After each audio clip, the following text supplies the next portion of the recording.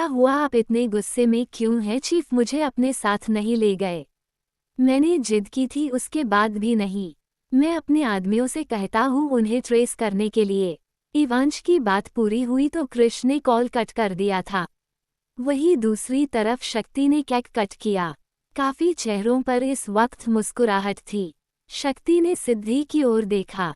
उसने झुककर शक्ति के माथे को चूम लिया और बेहद ही प्यार से उसके सिर पर हाथ फेरकर बोली, मेरा यही आशीर्वाद है कि तुम हमेशा खुश रहो, फिर चाहे वो खुशी मेरी खुशी के बदले क्यों न हो। बाकी सबने शक्ति को बहुत से तोहफे दिए। कृतिका और सिद्धि डिनर की तैयारी करने के लिए किचन में चले गए। संजय, आनंद और अनिकेत एक दूसरे सेट बात कर रहे थे। अमायरा को स्वरा के साथ खेलना था, इसलिए वो माहिरा के पास चली गई। वैदेही शक्ति से पूछते हुए बोली, मौसी ने तुम्हें क्या गिफ्ट दिया? मॉम ने मुझे ये ड्रेस गिफ्ट की है, शक्ति ने जवाब दिया। वैदेही मुस्कुराकर बोली, ये ड्रेस तुम पर बहुत अच्छी लग रही हैं। शक्ति ने एक नज़र खुद को देखा और फिर वैदेही को। मुझे तुम्हारा गिफ्ट बहुत पसंद आया। तुम बताओ मैं तुम्हें तुम्हारे बर्थडे पर कौन सा गिफ्ट दूँ? मुझे मेरी पसंद का गिफ्ट मिलेगा। ठीक है, फिर मैं अच्छे से सोचकर बताऊंगी। ये बोल वैदेही मुस्कुरा दी। अमायरा ने माहिरा से पूछा, एक सवाल पूछूं आपसे, आप बुरा तो नहीं मानेंगी? बिना सवाल जाने मैं कैसे कह सकती हूँ मैं बुरा मानूंगी या नहीं? तुम जरा पूछो तो सही, माहिरा ने कहा। अमायरा थोड़ा रुककर बोली, मैंने तो सुना था प्रेगनेंसी के बाद औरतें काफ़ी चेंज हो जाती हैं, उनका निखार भी कम हो जाता है, पर आप तो अभी भी यंग लग रही हैं। माहिरा अमायरा की बातें सुन हंस पड़ी। तुम्हारा जोक काफ़ी अच्छा था। हाँ, ये बात सच है कि प्रेगनेंसी के बाद काफ़ी चेंजेस आते हैं, लेकिन अच्छी लाइफस्टाइल अपनाकर आप खुद को मेंटेन रख सकते हैं। न्यूट्रिशन भरा आहार, एक्सरसाइज, अच्छी नींद और बाकी बची कसर ये मेकअप पूरा कर देती हैं। अमायरा उसकी बातें सुन फिर हंस पड़ी। सिद्धि और कृतिका डिनर की अरेंजमेंट्स कर रहे थे। सिद्धि ने कहा, बाकी सब मैं देख लूंगी, तुम सबको डिनर के लिए बुला लो। कृतिका ने उसकी बात पर हामी भरी। कुछ ही देर बाद सब लोग खाने के लिए इकट्ठा हुए। बिजली कड़की तो सिद्धि की नज़रें अनायास ही दरवाजे की तरफ चली गई। उसने अपने हाथ की मुट्ठियां कस ली और खुद को शांत रखा। सिद्धि, आप खड़ी क्यों हैं? आप भी हम लोगों के साथ बैठ जाइए, संजय ने कहा तो सिद्धि बोली, नहीं, मुझे आप सबको सर्व भी तो करना है। मेरी फिक्र मत कीजिए, आप लोग खाना शुरू कीजिए न। हालांकि सिद्धि के चेहरे पर मुस्कुराहट थी, लेटा उस मुस्कुराहट के पीछे एक दर्द भी छिपा हुआ था। माहिरा कृतिका की ओर झुकी और आहिस्ता से पूछा, मिस्टर अवस्थी तो मुझे बॉस की तरह लगते ही नहीं हैं। कितनी अच्छी पर्सनैलिटी है उनकी। एक राज की बात बताओ, शौक मत होना, इन्होंने हाल ही में तुम्हारी दी को प्रपोज किया है और तुम्हारी दी ने अभी तक कोई जवाब नहीं दिया। ये सुनकर माहिरा की आंखें खुली की खुली रह गई। कृतिका उसकी प्लेट में चावल डालते हुए बोली, ध्यान मुझ पर नहीं, खाने पर दो। माहिरा संजय को देखने लगी। उसने मन में कहा, पर्सनैलिटी अच्छी है, दिखने में भी किसी से कमरे नहीं हैं, बात करने का ढंग भी बहुत अच्छा है, कृष से भी काफ़ी अटैच हैं। मुझे लगता है दी को हाँ कर देनी चाहिए। रात के 11 बजने को आए। संजय ने सिद्धि से विदा ली। बाहर बरसात अभी भी हो रही थी। सिद्धि ने कहा, जरा रुकिए, कृतिका छाता लेकर आ रही हैं। आनंद बोला, मैं इन्हें गाड़ी तक छोड़कर आता हूँ। कृतिका जब छाता लाई तो आनंद ने उससे ले लिया। आनंद संजय और अमायरा के साथ वहां से निकल गया। कृतिका ने सिद्धि की बांह पर हाथ रखकर पूछा, तुम कुछ परेशान सी लग रही हो, बात क्या है? होना क्या है, परेशानियां मेरे लिए कभी कम नहीं होगी। वो बाहर जिद पर अड़े हैं, पता नहीं अब तक गए भी होंगे या नहीं। सिद्धि की बात समझने में कृतिका को थोड़ा समय लगा। उसने आश्चर्य से पूछा, तुम कहना चाहती हो शिव आया है? तुम उसे कृष से मिलने नहीं दोगी? बिल्कुल नहीं, मैं उन्हें कृष के पास आने भी नहीं दूंगी। ये बोल सिद्धि वहां से चली गई। कृतिका अभी भी हैरान थी। आनंद को बिल्कुल अच्छा नहीं लगा। शिव अभी भी अपनी गाड़ी के पास खड़ा था। संजय ने आनंद से पूछा, ये तो वही आदमी है जिसे हमने आते वक्त देखा था। ये काफी देर से यहाँ भीग रहा है, आखिर है कौन? आनंद ने गुस्से से हाथ की मुट्ठियां कस ली। उसने एक गहरी सांस भरकर कहा, मालूम नहीं, शायद कोई पागल होगा। मैं बात करता हूँ उससे और जाने को कहता हूँ। भैया जल्दी चलिए। अमायरा ने आवाज दी तो संजय ने उसकी ओर देखा। गाड़ी में बैठते ही संजय ने उसे छतरी वापस की। संजय बोला, आपसे बात करके बहुत अच्छा लगा। हम फिर मिलेंगे। जी जरूर, आनंद ने मुस्कुराकर जवाब दिया। संजय की गाड़ी वहां से जा चुकी थी। आनंद गुस्से से शिव के पास पहुंचा और लगभग बरस पड़ा। तुम्हारी अकड़ अभी तक कम नहीं हुई। सुना नहीं सिद्धि ने क्या कहा था, चले जाओ यहाँ से। चला जाऊंगा लेकिन अपने बेटे से मिलने के बाद। ये बोल शिव ने आनंद को देखा। शौक से यही खड़े रहो क्योंकि तुम्हारी ये ख्वाहिश बिल्कुल पूरी नहीं होने वाली। अपनी बात पूरी कर आनंद वहां से चला गया। शिव ने पल भर के लिए पलकें झुका ली।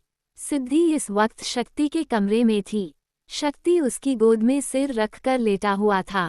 सिद्धि उसके बालों में हाथ फेरकर बोली, रात बहुत हो गई है, तुम्हें अब सो जाना चाहिए। मैं किसी का वेट कर रहा था मॉम, लेकिन वो इंसान मुझसे मिलने नहीं आया। किसका इंतजार कर रहे थे तुम? डैड का। शक्ति की ये कहते ही सिद्धि के हाथ एकाएक ही रुक गए। शक्ति उठकर बैठ गया। वो मुझसे मिलने क्यों नहीं आए? मैंने कहा था ना तुमसे, वो तुम्हारे डैड नहीं हैं। वो तुम्हारे कोई नहीं हैं। मुझे बिल्कुल नहीं पसंद तुम उनसे मिलो।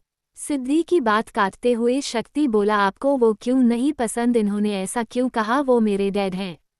सिद्धि ने नजरें झुका ली। कुछ पल के लिए दोनों के बीच शांति छा गई।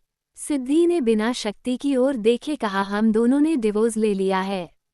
हमारे बीच सारे रिश्ते खत्म हो चुके हैं। ये सच है कि मैं उनसे बहुत नफरत करती हूँ। इससे ज्यादा मुझसे और कुछ मत पूछना सकती। न मैं तुम्हें बता पाऊंगी और न ही तुम समझ पाओगे। अभी सो जाओ क्योंकि जब तक तुम नहीं सोओगे मैं भी नहीं सो पाऊंगी। शिव चुपचाप बिस्तर पर लेट गया। वो क्या ही कहता, सिद्धि को मजबूरी में ये बातें कहनी पड़ी। वो नहीं चाहती थी उसके रिश्ते का असर शक्ति पर पड़े। सिद्धि यूं ही अपनी सोच में गुम बैठी रही। शक्ति सो चुका था। सिद्धि ने नजर भर उसे देखा और उठकर खिड़की के पास चली आई। उसने पर्दे को साइड किया। शिव को खड़े देख सिद्धि बोली, आप सचमुच बहुत जिद्दी हैं। काफी वक्त बीत चुका है लेकिन आज भी नहीं आपकी जिद बरकरार है। सिद्धि पहले की तरह कमजोर नहीं रही। उसने खुद को पत्थर बना लिया है। शिव ने नजरें उठाकर ऊपर की ओर देखा। बाहर तेज बरसात थी और ऐसा लग रहा था घर के अंदर खामोशी हो। नफरत और कितनी हदें पार करेगी। कृतिका बिस्तर के आसपास चक्कर काट रही थी। अनिकेत ने कहा, तुम्हें सोना नहीं है क्या? ऐसे माहौल में मैं सो कैसे पाऊंगी? आपको पता है शिव अभी भी बाहर खड़ा है। कृतिका की बात सुन अनिकेत ने कहा, उससे तुम्हें क्या? ये मसला सिद्धि का है। उसके बेटे से कौन मिल सकता है कौन नहीं, इसका फैसला सिर्फ सिद्धि लेगी। तुम इस बारे में सोचकर खुद को क्यों परेशान कर रही हो? मैं हैरान हूँ शिव की जिद देखकर। वो अब तक बरसात में भीग रहा है। अगर उसे कुछ इससे पहले कृतिका की बात पूरी होती। अनिकेत उसकी बात काटते हुए बोला, मुझे नहीं पसंद मेरी बीवी मेरे सामने किसी और मर्द की परवाह करे। कृतिका बिस्तर पर आकर बैठ गई। मैं किसी की परवाह नहीं कर रही, बस इतना सोच रही हूँ कि शिव ये सब क्यों कर रहा है। क्या वो जिद करके ये साबित करना चाहता है कि वो कभी हार नहीं सकता, या फिर उसकी कही बातें सच हैं? क्या वो सचमुच सिद्धि को चाहता है? याद है आपको वो दिन जब उसने हमें ढूंढ निकाला था? मुझ पर गन तान रखी थी उसने। सिद्धि के बीच बचाव करने पर उसने कहा, जा, वो सिर्फ उसके लिए हमारी जान बख्श रहा है। उसकी आंखों में जुनून भी था और मोहब्बत भी। ये सब फीलिंग्स जिसके लिए हैं तुम उसी को सोचने दो। सिद्धि अपनी जिंदगी का फैसला खुद लेगी। अब ये समझ लो उसके पास दो रास्ते हैं। एक रास्ता उसे पुरानी जिंदगी में वापस ले जाएगा अगर वो शिव का हाथ थामती हैं तो। अगर संजय का हाथ थामेंगी तो एक नई जिंदगी मिलेंगी। ये सब तुम उसी की मर्जी पर छोड़ दो। स्वरा को सुलाते सुलाते माहिरा भी सो चुकी थी। आनंद शिव के बारे में ही सोच रहा था। शिव का यहाँ होना बिल्कुल भी ठीक नहीं लग रहा था। शिव जान चुका है सिद्धि अब जिंदा है। वो उसे फिर से परेशान करेगा। आखिर उसके मन में चल क्या रहा है? वो क्या करने की सोच रहा है? मैं यहाँ सिद्धि को उसके साथ छोड़कर नहीं जा सकता।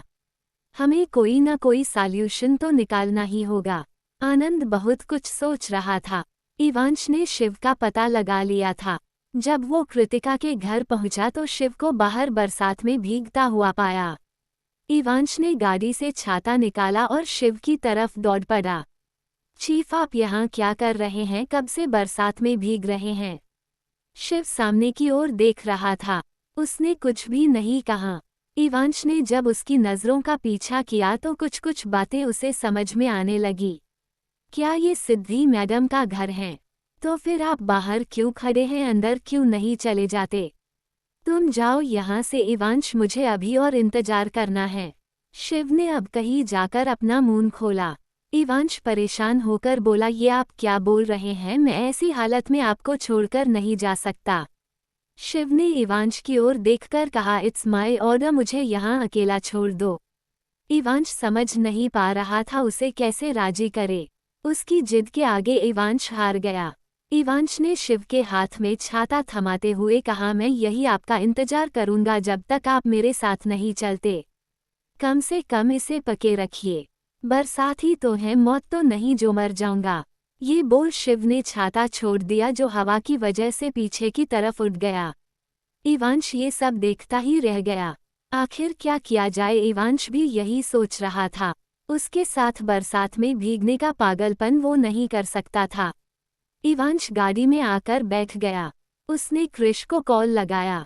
वही क्रिश उसी के फोन का इंतजार कर रहा था। हेलो, कहाँ हैं आप लोग इस वक्त? बिग ब्रो की खबर मिली या नहीं? इवांश अपने सिर पर हाथ रखकर बोला, मैं तो अब पागल हो जाऊंगा। चीफ शायद मैडम के घर के आगे खड़े हैं। इतनी तेज बरसात है लेकिन वो वहां से हिलने का नाम ही नहीं ले रहे। मुझे तो लगता है मैडम ने उनसे मिलने से इनकार कर दिया। वो घर चलने को राजी ही नहीं है। ये सब सुन क्रिश भी परेशान हो गया। ये कैसी जिद हुई भला? उन्हें अपनी जरा सी भी परवाह नहीं। क्या आप मुझे सिद्धि भाभी की नंबर दे सकते हैं? आप उनका नंबर लेकर क्या करेंगे? इवांश ने पूछा तो क्रिश बोला, उनके अलावा बिग ब्रो को और कोई नहीं भेज सकता। ठीक है, मैं आपको नंबर भेजता हूँ। इतना कहकर इवांश ने कॉल कट कर दिया। वही क्रिश के पास जब सिद्धि का नंबर पहुंचा तो उसने तुरंत उसे कॉल लगाया। सिद्धि गोद में तकिए को रखकर बिस्तर से टिककर बैठी थी। आंखों की नींद कब का उड़ चुकी थी। तभी पास में रखा उसका फोन बना। अननोन नंबर से कॉल आ रहा था। सिद्धि ने कॉल उठाकर हेलो कहा। हेलो भाभी, मैं क्रिश बात कर रहा हूँ। बिग ब्रो आपके घर के सामने खड़े हैं, क्या आपने उन्हें देखा नहीं? सिद्धि समझ गई क्रिश ने कॉल क्यों किया है। सिद्धि बोली, मेरा उनसे कोई वास्ता नहीं। मैंने उन्हें जाने के लिए कह दिया था लेकिन वो जाना ही नहीं चाहते। बेहतर होगा आप उन्हें यहाँ से ले जाए वरना कल सवेरे मैं पुलिस बुला लूंगी। इतना कहकर सिद्धि ने फोन काट दिया। ये सब सुनकर क्रिश के आश्चर्य का ठिकाना नहीं रहा। क्रिश ने फौरन गाड़ी की चाबियां उठाए और घर से बाहर निकल गया। सिद्धि पहले से ही बेचैन थी और अब तो बेचैनी और भी ज्यादा बढ़ चुकी थी। उससे रहा नहीं गई तो जाता लेकर वो नीचे चली आई। शिव ने जब सामने से किसी को आते देखा तो गौर से देखने की कोशिश की। सिद्धि उसी की ओर बढ़ रही थी। सिद्धि ठीक उसके सामने आकर रुक गए। ये सब क्या पागलपन है? क्या आपको एक बार में बात समझ नहीं आती? मैं ऐसी कोई भी हरकतें बर्दाश्त नहीं करूंगी।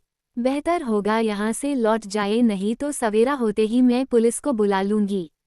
मुझे शक्ति से मिलने दो।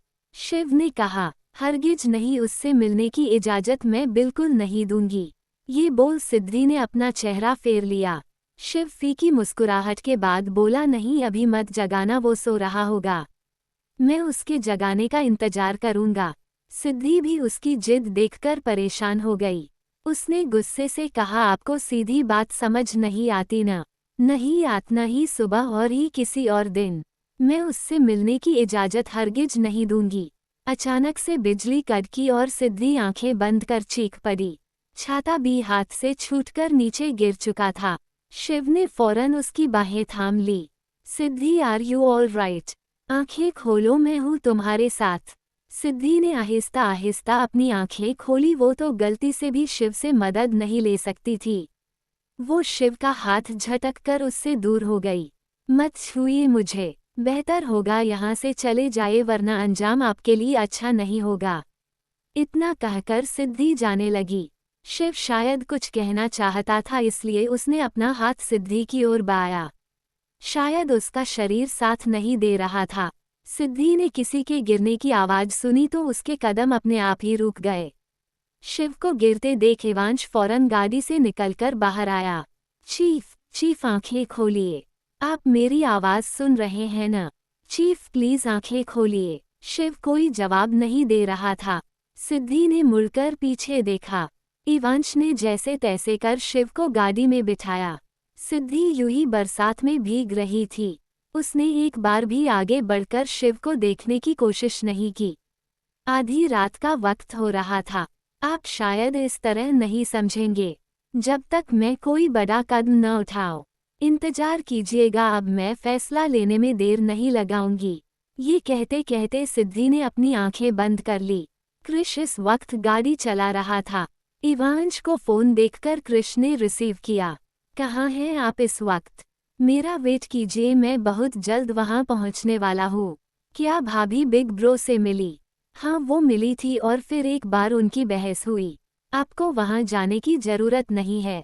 चीफ बेहोश हो गए थे इसलिए मैं उन्हें हॉस्पिटल ले आया। इवांश के ये कहते ही क्रिश ने झटके से गाड़ी रोकी। कौन से हॉस्पिटल? क्या हुआ है बिग ब्रो को? वो ठीक तो है ना? पता नहीं, डॉक्टर अभी चेक कर रहे हैं। बीएस हॉस्पिटल आ जाए। अपनी बात पूरी कर इवांश ने कॉल कट कर दिया। शिव ने फौरन गाड़ी घुमाई। सिद्धि घर के अंदर चली आई। आनंद शायद किचन में पानी लेने आया था।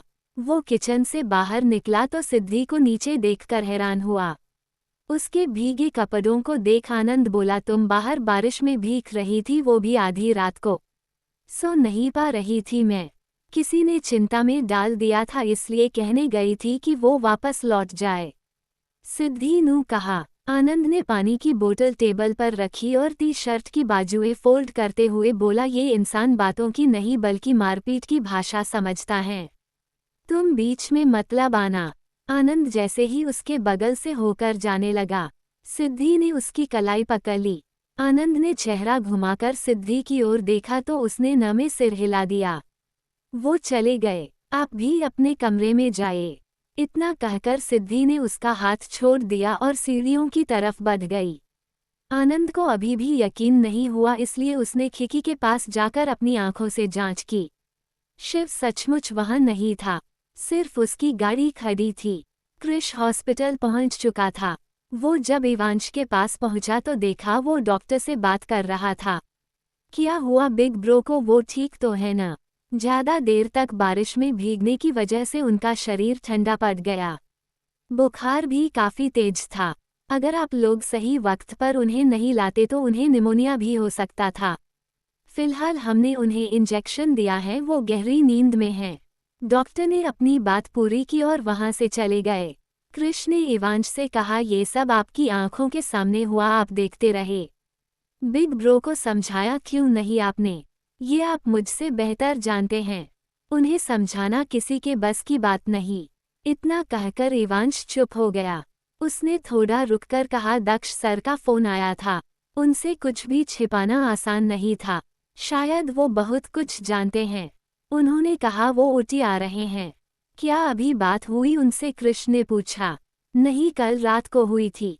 हो सकता है सुबह होते ही वो निकल जाए, इवांश ने जवाब दिया। क्रिश चेयर पर जाकर बैठ गया। उसने दोनों हाथों से अपने चेहरे को ढक लिया। सुबह का वक्त मल्होत्रा विला। तेजस गले में टॉवल डालकर जिम की तरफ बढ़ रहा था। अचानक ही कुछ आवाजें सुनकर वो रुक गया। उसने कॉरिडोर से झांक कर देखा। ज्योति और आकाश के बीच शायद किसी बात पर नोक झोंक चल रही थी। आप बेकार ही मेरा वक्त बर्बाद कर रहे हैं। आपसे नहीं होगा, रहने दीजिए, ज्योति ने कहा तो आकाश बोले, तुमने मुझे कभी आजमाया ही नहीं और अब कह रही हो कि मुझे कुछ आता ही नहीं। ये तो गलत बात है। अपने कमरे में जाओ, मैं चाय लेकर आता हूँ। ये बोल वो आगे बढ़ गए। ज्योति मुस्कुरा दी। तेजस ऊपर खड़े होकर सब कुछ देख रहा था। ज्योति के चेहरे पर मुस्कुराहट देखकर उसे भी बहुत खुशी हुई। कई सालों बाद वो उनके चेहरे पर हंसी देख रहा था। नंदिता काफी देर से शिव को कॉल लगाने की कोशिश कर रही थी लेकिन उसका नंबर बंद आ रहा था। नंदिता परेशान होकर खुद से बोली, मैंने कितनी बार कहा है अपना फ़ोन हमेशा चालू रखा करो, लेकिन ये तो मेरी बात अब सुनता ही नहीं। खुद को बस पूरा समय काम में डुबोए रखना, ये सब कहाँ से ठीक हुआ? कहीं से भी नहीं। नंदिता, आज रात शर्मा जी की एनिवर्सरी पार्टी है, तुम साथ चलोगी न? अमर जी के पूछने पर नंदिता ने कोई जवाब नहीं दिया। शायद उन्होंने उनकी पूरी बात सुनी ही नहीं। अमर जी ने उन्हें ध्यान से देखा। ऐसा लग रहा था जैसे वो किसी गहरी सोच में डूबी हुई है। अमर जी ने उनके कंधे पर हाथ रखकर कहा, नंदिता अब कहीं जाकर। नंदिता ने उनकी आवाज़ सुनी। उन्होंने चेहरा उठाकर अमर जी की ओर देखा। अमर जी आगे बोले, किस सोच में डूबी हुई हो? सब ठीक है न? मैं शिव को फ़ोन लगा रही हूँ लेकिन उसका फ़ोन बंद आ रहा है। मुझे कुछ भी ठीक नहीं लग रहा। शायद काम में बिजी होगा। तुम तो जानती हो जब काम ज्यादा हो तो उसे किसी चीज का होश नहीं रहता। अमर जी की बात काटते हुए नंदिता बोली, ये कोई अच्छी बात नहीं। एक तो वो वहाँ अकेला है, माँ का दिल घबराएगा नहीं तो और क्या करेगा? जैसे ही उससे बात होगी उसे बहुत डांटूंगी। अमर जी सीधे खड़े होते हुए बोले, रहने भी दो, तुम्हें सिर्फ बातें करना आता होगा। तुम और शिव को डांटोगी? आज तक तो ऐसा कभी नहीं हुआ, आगे भी होगा या नहीं किसे मालूम है। सुबह का वक्त उठी। आज कृतिका की नींद देर से खुली। वो जब बाहर आई तो देखा सब लोग हॉल में बैठे चाय पी रहे थे। कृतिका ने सभी को गुड मॉर्निंग कहा। अनिकेत ने पूछा, चलो तुम्हारी गुड मॉर्निंग तो हुई, वरना मुझे तो लगा था आज तुम्हारे उठने पर मुझे गुड आफ्टरनून सुनने को मिलेगा। सुबह हुई नहीं, आपने मजाक बनाना शुरू कर दिया। वैसे सिद्धि कहीं दिखाई नहीं दे रही। आज तो संडे है, ऑफिस भी नहीं गई होगी। कृतिका की बात पूरी हुई तो माहिरा बोली, मैं उनके कमरे में उसे देखने गई थी लेकिन वो वहाँ नहीं थी। किचन में गई तो देखा नाश्ता तैयार था पर दी कहीं दिखी नहीं आई। आनंद अंदर आते हुए बोला, मेरी बात हुई थी सिद्धि से, उसने कहा किसी काम से बाहर गई हैं, जल्दी लौट आएगी। अब कहीं जाकर सब शांत हुए। स्वरा के रोने की आवाज़ सुनकर माहिरा तुरंत उठ खड़ी हुई। लगता है इसकी भी नींद टूट गई, अब तो ये पूरा दिन परेशान करेगी। इधर दूसरी तरफ संजय इस वक्त लॉन में बैठे थे। मेघ ने आकर कहा, सर बाहर कोई मैडम आपसे मिलने से आई हैं, उन्होंने अपना नाम सिद्धि बताया है। सिद्धि की नाम सुनकर आनंद ने अखबार नीचे रख दिया। उन्हें बाहर क्यों खड़ा किया है? उन्हें अंदर ले आओ। मेघ हाँ में सिर हिलाकर वहां से चली गई। संजय ने घड़ी में वक्त देखा, सुबह के 9 बज रहे थे। आमतौर पर सिद्धि फोन करके ही आया करती थी, लेटा आज बिना फोन किए आई थी। आखिर उसके आने का क्या मकसद था? संजय इन्हीं सवालों के बारे में सोचने लगे। मेघ सिद्धि को उनके पास ले आई। संजय उठ खड़ा हुआ। गुड मॉर्निंग सिद्धि, प्लीज आइए। अच्छा सुनो, 2 कप चाय भिजवा देना। संजय के ये कहने पर सिद्धि बोली, मुझे इसकी जरूरत नहीं है। आप अपने लिए मंगाना चाहते हैं तो मंगा सकते हैं। संजय ने मेड से कहा, मेरे लिए भी मत लाना। मेड के जाते ही सिद्धि सामने वाले सोफे पर जा बैठी। संजय भी अपनी जगह पर जाकर बैठ गए। माफ कीजिएगा, कुछ जरूरी बात करनी थी आपसे, इसलिए बिना खबर किए ही सुबह सुबह चली आई। आप माफी क्यों मांग रही हैं सिद्धि? आप कभी भी यहाँ आ सकती है। आपको हमने अपनी फैमिली से कभी अलग नहीं समझा, संजय ने कहा। सिद्धि ने एक गहरी सांस भरी और कहा, आपने मेरे आगे शादी का प्रस्ताव रखा था। जवाब देने से पहले मैं चाहती हूँ आप मेरे बारे में सब कुछ जान ले। मैं सारा सच आपको बताना चाहती हूँ ताकि आप जिंदगी में सही फैसला कर सके। कल रात मेरे घर के बाहर आपकी मुलाकात जिस आदमी से हुई थी वो मेरे पति थे। पल भर के लिए संजय को इस बात से झटका लगा। उस आदमी से सिद्धि का कोई रिश्ता हो सकता है, ये तो उन्होंने सोचा ही नहीं था। सिद्धि आगे बोली, 7 साल पहले हमारा डिवोर्स हो चुका है। किस्मत का खेल कहे या फिर ऊपर वाले की साजिश, न चाहकर भी हमारे बीच पति पत्नी जैसा पवित्र रिश्ता बना। दिल में चाहत और मोहब्बत न हो तो किसी भी रिश्ते की उम्र ज़्यादा लंबी नहीं होती। जिस तरह किस्मत ने हमें मिलाया उसी तरह जुदा भी कर दिया। मैं खुद की पुरानी जिंदगी से इतनी थक चुकी थी कि भाग आई वहां से और पीछे मुड़कर नहीं देखा। एक बार फिर मेरा अतीत मेरे सामने चला आया। मेरे लिए कोई अहमियत रखता है तो वो है मेरा बेटा। अगर मैं आपसे शादी करती हूँ तो ये वादा हरगिज नहीं कर सकती कि मैं आपको पत्नी का हर सुख दे सकूंगी। जानती हूँ आपके साथ ये नाइंसाफ़ी होगी, लेकिन मैं इस रिश्ते को ईमानदारी से निभाने की कोशिश कर सकती हूँ। मुझे बदले में कुछ नहीं चाहिए।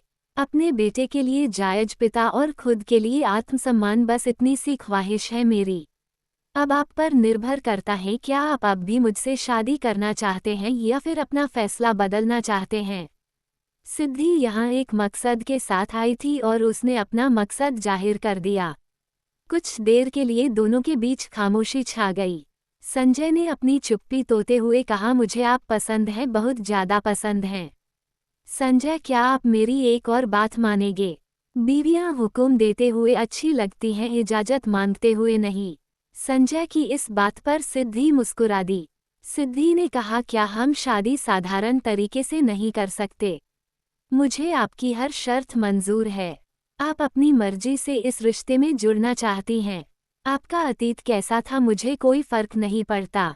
मैं इतना वादा कर सकता हूँ कि हमारा आने वाला वक्त बहुत ही खुशनुमा होगा। शक्ति की आप बिल्कुल फिक्र मत कीजिए। मैं एक अच्छा पिता बनने की पूरी कोशिश करूँगा। सिद्धि की आस बंधी रही, मानो मन से एक बहुत बड़ा बोझ उतर गया हो। सिद्धि आगे बोली, फिर तो जितना जल्दी हो सके मैं शादीशुदा करना चाहूँगी। संजय के लिए आज का दिन बेहद ही खुशी का दिन था। उसने मुस्कुराकर कहा, आप किसी चीज़ की चिंता मत कीजिए। शादी की तारीख तय कर मैं जल्द ही आपको बताऊंगा। आपको जैसा ठीक लगे मैं वैसी तैयारी करूंगा। पर सिद्धि, आपको मालूम ही है मैं अकेला नहीं हूँ। मुझे लेकर मेरी बहन के बहुत से सपने हैं। अगर मैंने उसकी ख्वाहिशों का धमाल नहीं रखा तो ये उसके लिए ठीक नहीं होगा। वो शादी की रस्मों को लेकर काफ़ी एक्साइटेड रहती हैं। क्या आप उसकी खुशी के लिए उन रस्मों में शामिल हो सकती हैं? यकीन मानिए मैं पूरी कोशिश करूंगा सब कुछ काफ़ी सिंग रहे। मेरे रिश्तेदार बहुत दूर हैं। शादी में मेरी तरफ से कोई मेहमान नहीं। जो मेरा परिवार है वो मेरे साथ हैं। उनके अलावा मेरा भी कोई नहीं। ये बोल सिद्धि चुप हो गई। संजय ने कहा, अब आप सारी टेंशन मेरे हिस्से में डाल दीजिए। मैं चाहता हूँ खुश रहे और हमेशा मुस्कुराते रहे। संजय की खुशी के लिए सिद्धि मुस्कुरा दी। उसने उठते हुए कहा, मैं अब चलती हूँ। जरा सुनिए, आप अकेली कैसे जाएगी? रुकिए, मैं चेंज करके आता हूँ, फिर आपको घर छोड़ दूंगा। संजय उठने लगे तो सिद्धि बोली, नहीं, उसकी जरूरत नहीं है। मुझे कुछ काम है इसलिए घर नहीं जाऊंगी। फिलहाल चलती हूँ। अपनी बात पूरी कर सिद्धि वहां से चली गई। संजय को कल रात का दृश्य याद आया जब उन्होंने शिव को देखा था। सिद्धि के पति के बारे में उन्होंने कभी कुछ नहीं सुना। उन्हें लगता था वो अब इस दुनिया में नहीं है। भैया, मैंने सुना सिद्धि जी आई थी। कहाँ है वो? अमायरा की आवाज़ सुनकर संजय ने पीछे मुड़कर देखा। अमायरा उसके सामने चली आई। बताइए न, कहाँ है वो? वो वापस चली गई। कितनी देर हुई उन्हें आए हुए जो वो वापस भी चली गई? आपने उन्हें नाश्ते के लिए क्यों नहीं रोका? अमायरा ने सवाल किया तो संजय बोला, मैंने चाय के लिए पूछा तो उन्होंने इनकार कर दिया। नाश्ते के लिए भी उनका यही जवाब होता। फिलहाल जरूरी बात यह है कि वो यहाँ अपना फैसला सुनाने आई थी। अमायरा ने हैरान भरी नज़रों से संजय को देखा। वो फैसला सुनाने आई थी? कैसा फैसला? क्या कहा उन्होंने? भैया बताइए न, मेरी हार्टबीट और भी ज़्यादा बढ़ गई है। प्लीज़ भैया बताइए न। रिलैक्स रिलैक्स, एक साथ इतने सारे सवाल। उन्होंने कहा उन्हें मुझसे शादी करनी, साधारण तरीके से, वो भी जल्द से जल्द। संजय के ये कहते ही अमायरा खुशी से उसके गले लग गई। सच में आपने तो सुबह सुबह इतनी बड़ी गुड न्यूज़ दे दी। पर सिंपल तरीके से क्यों? मेरे भैया की शादी है, ग्रैंड तरीके से होनी चाहिए। मैं ढेर सारी शॉपिंग करूँगा, मेहंदी, हल्दी, संगीत, सारे फंक्शन रखूँगी। अमायरा की एक्साइटमेंट देख संजय ने कहा, कर लेना अपने सारे ख्वाब पूरे, लेकिन अपनी होने वाली भाभी की बात भी तो सुनो। कोई ग्रेट वेडिंग नहीं होगी। चीजें जितना सिंपल हो उतना अच्छा है। इसके अलावा तुम्हें जितनी शॉपिंग करनी है तुम कर सकती हो। जो फंक्शन रखना चाहती हो रख सकती हो। सब तुम्हारे हिसाब से होगा। अमायरा ने संजय की बातों पर गौर किया। ठीक है, फिर आप और भाभी यही चाहते हैं तो यही सही। अमायरा का जवाब सुन संजय मुस्कुरा दिए। शिव को होश आ चुका था।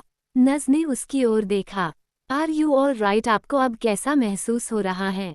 शिव आसपास की चीजों को देखकर समझने की कोशिश कर रहा था, आखिर वो यहाँ कैसे आया। शिव ने बस एक ही सवाल किया, मैं यहाँ कैसे आया? आपकी फैमिली बाहर इंतजार कर रही हैं। आप उनसे मिलना चाहते हैं? मैं अभी भेजती हूँ। इतना कहकर नज वहाँ से चली गई। कुछ ही देर बाद इवांश और कृष दोनों रूम के अंदर आए। कृष ने शिव का हाथ थाम लिया। आप ठीक हैं न अब? पता है आपने मुझे कितना डरा दिया था। आप क्यों ऐसा करते हैं? इतना बचपना भी ठीक नहीं। ये बचना नहीं है कृष, मेरा प्रायश्चित है। शिव का जवाब सुन इवांश बोला, चीफ आपने सचमुच हम लोगों को डरा दिया था। मैं बिल्कुल ठीक है। तुम लोगों को घर जाना चाहिए। देखकर ही लग रहा है रात भर सोए नहीं हो। शिव की बात काटते हुए कृष बोला, आपकी हालत देखकर किसे नींद आने वाली थी भला? पता भी है डॉक्टर ने क्या कहा, थोड़ी और देर हो जाती तो आपको निमोनिया हो सकता था। क्यों खुद को बीमार करने पर तुले हुए हैं आप? दरवाजा खुलने की आवाज सुनाई थी तो कृष रुक गया। सबने दरवाजे की ओर देखा। सिद्धि को देखकर सभी को आश्चर्य हुआ। कृष भी साइड हट गया। शिव ने कहा, तुम्हें यहाँ देखकर अच्छा लगा सिद्धि। माफ करना, तुम्हें परेशानी में डाल दिया। दूसरों को परेशानी महसूस होती डालना आपका शौक है। खैर, मैं यहाँ आपको देखने नहीं है। अपनी जिंदगी में आप कुछ भी करें मुझे परवाह नहीं। मैं बस यहाँ एक जरूरी खबर पहुँचाने आई हूँ। मैं दूसरी शादी कर रही हैं। ये बात कहकर तो सिद्धि ने सबको झटका दे दिया। कृष और इवांश एक दूसरे की ओर देखने लगे। शिव तो कुछ सोच ही नहीं पाया। सिद्धि आगे बढ़कर बोली, मैं अपने अतीत से पूरी तरह बाहर निकलना चाहती हूँ। किसी भी वजह से मेरे शक्ति को कुछ भी भुगतना न पड़े, इसकी मैं पूरी कोशिश करूँगी। मैं समझ चुकी हूँ माँ के प्यार के साथ पिता की प्यार भी जरूरी है। मेरे और शक्ति के लिए यही सही फैसला है। बस मैं इतना ही कहने आई थी। अपनी बात पूरी कर सिद्धि जाने के लिए मुड़ी ही थी कि तभी शिव ने टोका, बीते 7 सालों में तुमने ये फैसला नहीं लिया, फिर अचानक से ये फैसला क्यों? मैं हर सजा भुगतने के लिए तैयार हूँ। क्या तुम मुझे दूसरा मौका नहीं दे सकती? शर्म नहीं आती ये बात कहते हुए आपको? मेरी जिंदगी के 3 महीने नर्क की तरह थे और बीते 7 साल उनकी कड़वी यादों को याद करके जिया है। मैं भी खुशियाँ पाने का हक रखती हूँ। कोई है जो मुझे प्यार भी करता है और मेरी इज्जत भी। मैं क्यों न ऐसे आदमी का हाथ थाम लूं? ये फैसला मैंने आपके आने की वजह से नहीं लिया। मैंने सही मायने में उस इंसान को परखा है। बीते सालों में एक बात जानी है मैंने, वो मेरे बेटे का बहुत अच्छे से ख्याल रखेंगे। इतना कहकर सिद्धि वहां से चली गई। भाभी, भाभी मेरी बात सुनिए। कृष ने पीछे से आवाज भी दी लेकिन सिद्धि नहीं रुकी। वही शिव बैग से उतरने लगा। हाथों में लगी नीडल्स को उसने खींचकर निकाल दिया। इवांश ने उसे रोकने की कोशिश भी की लेकिन वो नहीं रुका। चीफ रुक जाए, डॉक्टर ने इसे निकालने से सख्त मना किया है। शिव ने किसी बात पर ध्यान नहीं दिया। उसे तो बस सिद्धि से बात करनी थी। वो कमरे से बाहर निकल गया। सिद्धि लिफ्ट की ओर बढ़ रही थी। शिव भागते वक्त गिरने ही लगा था, तभी किसी आदमी ने संभाल लिया। शिव ने तुरंत सिद्धि का रास्ता रोक लिया। सिद्धि के चेहरे पर हैरानी के भाव उभर आए।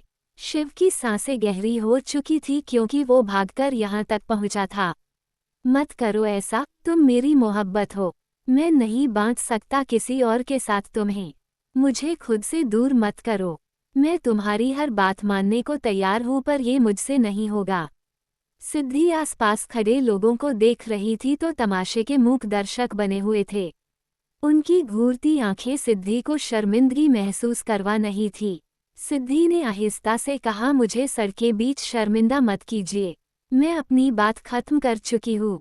मुझे जाने दीजिए। सिद्धि आगे बढ़ी तो एक बार फिर शिव ने हाथ बढ़ाकर उसका रास्ता रोक लिया। पहले मुझे मेरी बात खत्म करने दो। शिव उसका हाथ पकड़ उसे ले जाने लगा। सिद्धि को अब बेहद अजीब लग रहा था। मैंने कहा, मेरा हाथ छोड़े।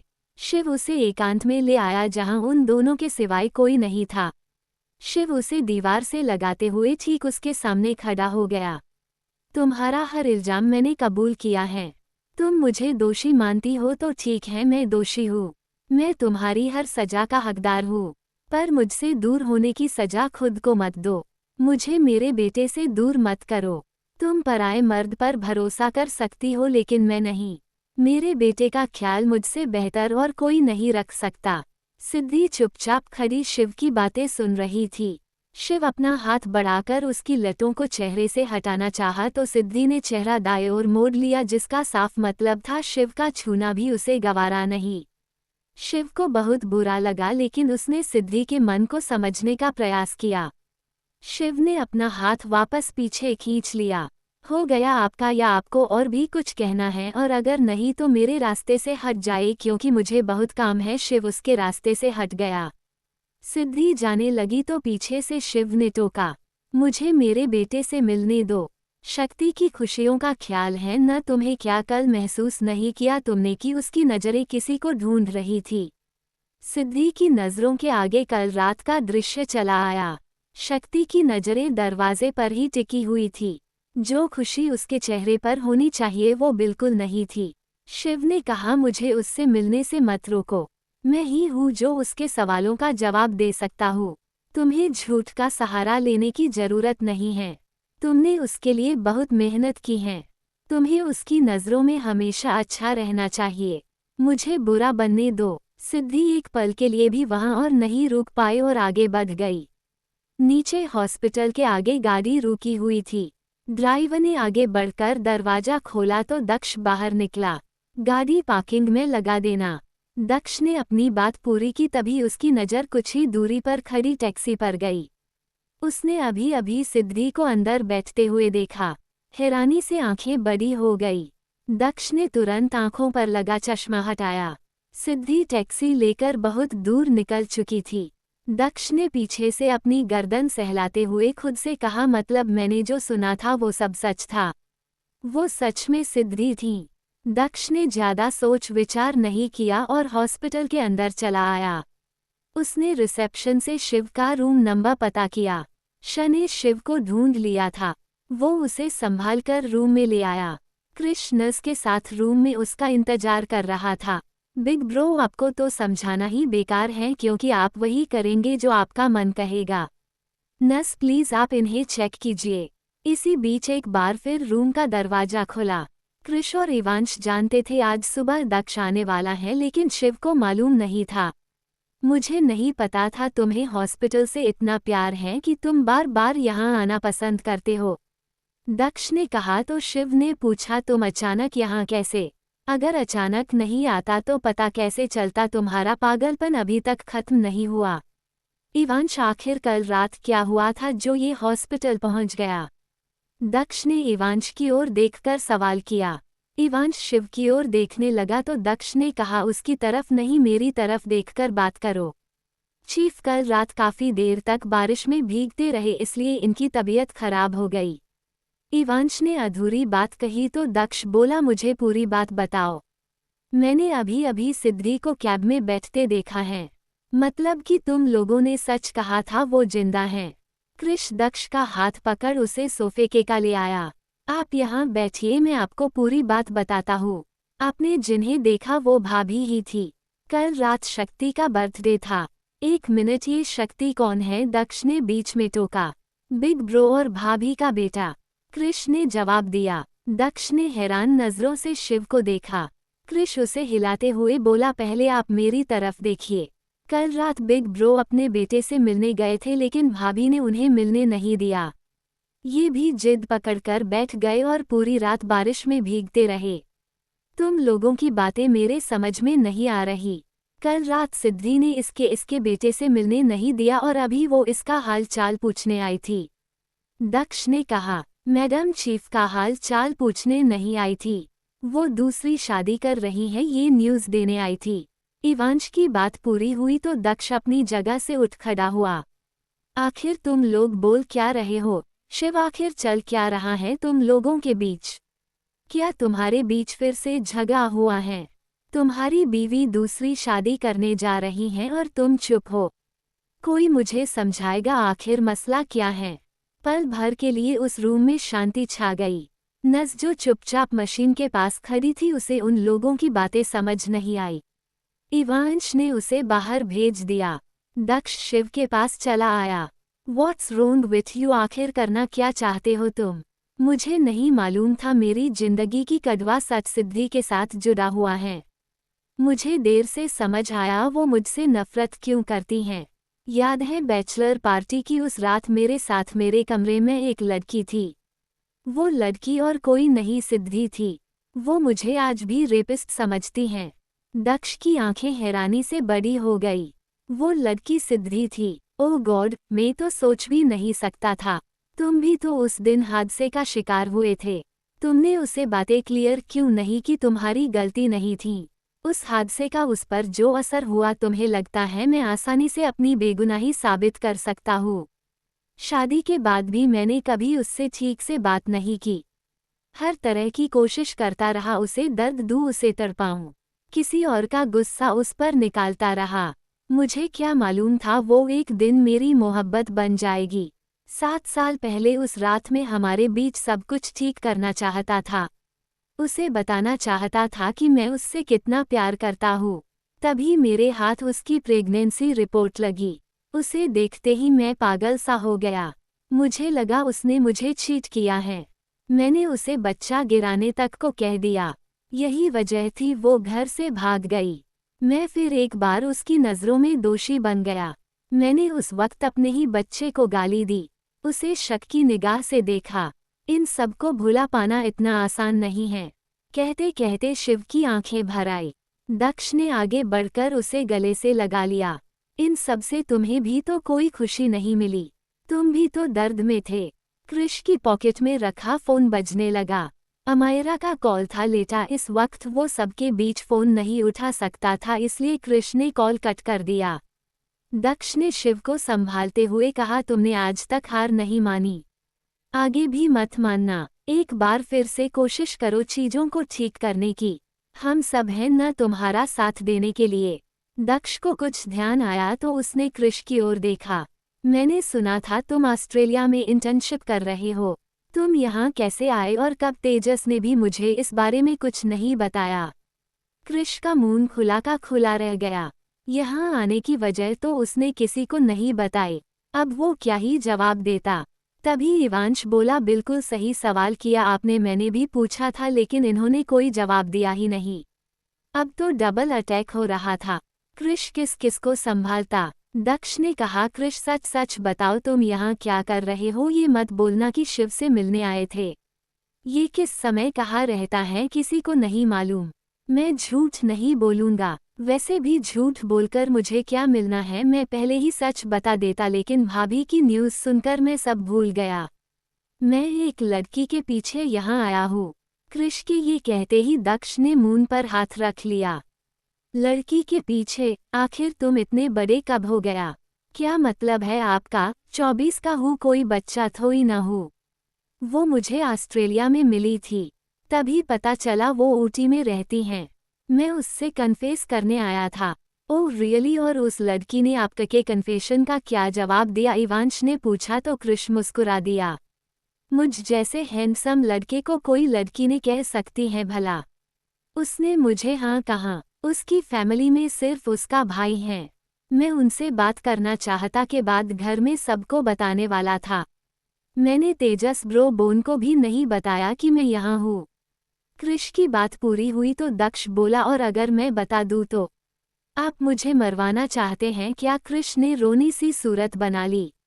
दक्ष मुस्कुरा दिया। वो लोग तो बस क्रिश को छेद रहे थे। शिव सबसे बेखबर अपने ही ख्यालों में गुम था।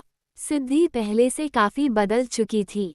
जहां वो पहले चुपचाप उसकी बातें सुन लिया करती, उसके सामने खड़े होने पर भी कतराती थी, वही अब सिद्धि उसकी आंखों में आंखों डालकर बात करती, उसकी गलतियां बताने से भी नहीं हिचकिचाती थी।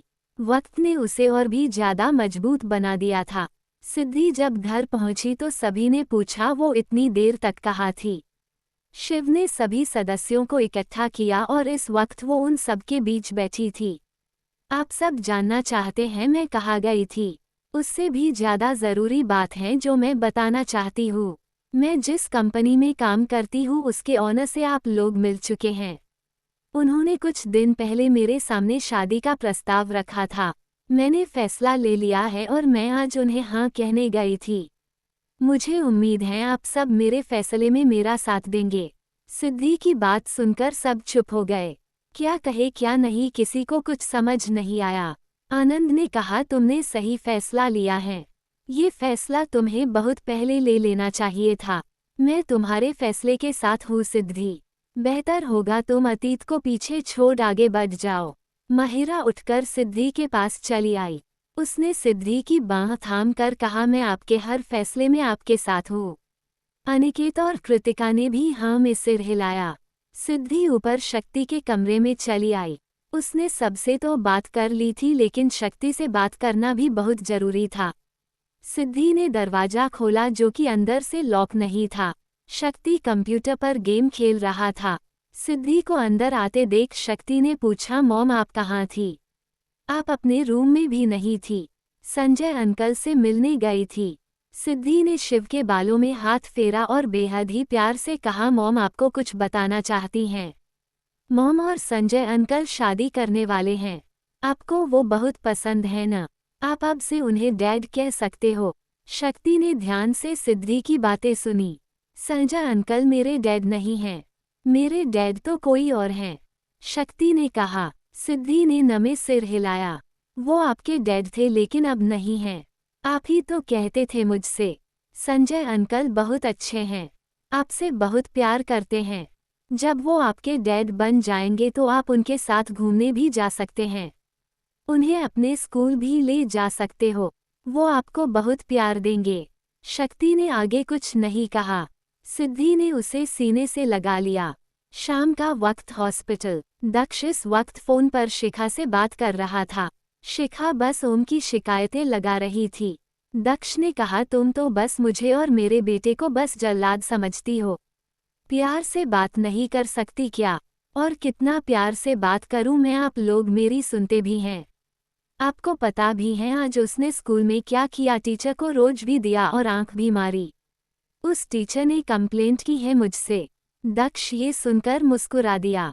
शिखा ने जब उसके हंसने की आवाजें सुनी तो उसने भौहें सिकोड़ ली। मैं इतने सीरियस टॉपिक पर बात कर रही हूँ और आप हंस रहे हैं। नहीं मैं हंस नहीं रहा, वो बस खांसी आ गई थी। देखो वो आज के जमाने का है। तुम तो जानती ही हो आजकल के बच्चे कितने एडवांस हो गए हैं। उसे समझाओ ऐसा न करे। अच्छा तुम रहने ही दो, मैं उससे बात करूंगा और उसे समझाऊंगा। आपको जो करना है कीजिए। मैंने दोबारा ऐसी कंप्लेंट सुनी तो उसकी बहुत पिटाई करूंगी। इतना कहकर शिखा ने फोन काट दिया। दक्ष फोन को घूरते हुए बोला मैं बिना शादी किए ही ठीक था। दिन शुरू होता नहीं शिकायतों की भरमार पहले लग जाती हैं। दक्ष ये कहते भी पीछे पलटा तो देखा शिव अपने रूम से बाहर निकल रहा था। उसने घर के कपड़े पहन रखे थे।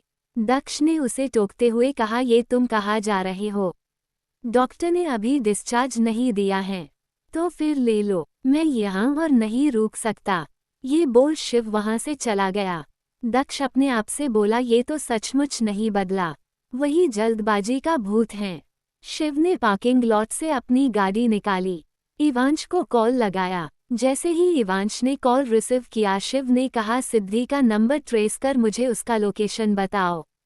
इवांश का जवाब सुने बिना ही शिव ने कॉल कट कर दिया। इवांश मन ही मन खुद से बोला चीफ को अभी हॉस्पिटल में होना चाहिए लेकिन वो तो ऐसे बात कर रहे थे जैसे कहीं जा रहे हो। ये कब क्या करे कोई नहीं जानता।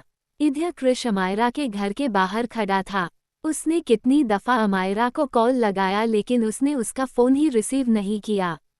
कृष ने कहा, वो फ़ोन क्यों नहीं उठा रही? कहीं अभी भी मुझसे गुस्सा तो नहीं है? फ़ोन नहीं उठाएगी तो मैं माफ़ी कैसे मांगूंगा?